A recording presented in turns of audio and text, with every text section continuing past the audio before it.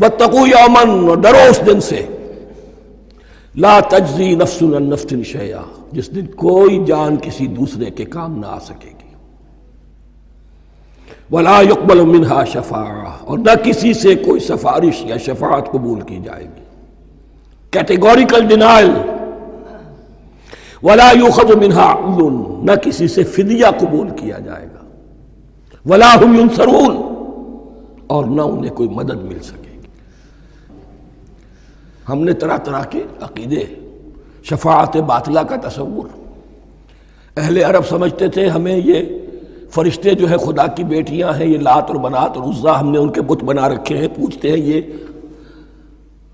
اپنے ابا جان سے اللہ کی بیٹیاں ہیں نا،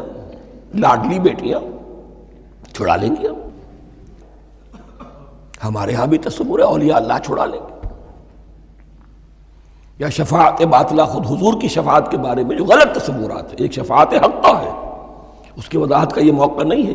وہ آیت الکرسی پہ جب ہم پہنچیں گے انشاءاللہ تعالیٰ اسی سورہ مبارکہ میں تو اس کی وضاحت بھی ہوگی۔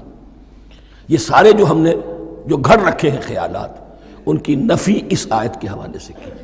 واتقوا یوما لا تجزی نفس عن نفس شیئا، کوئی انسان دوسرے انسان کے کام نہیں آ سکتا،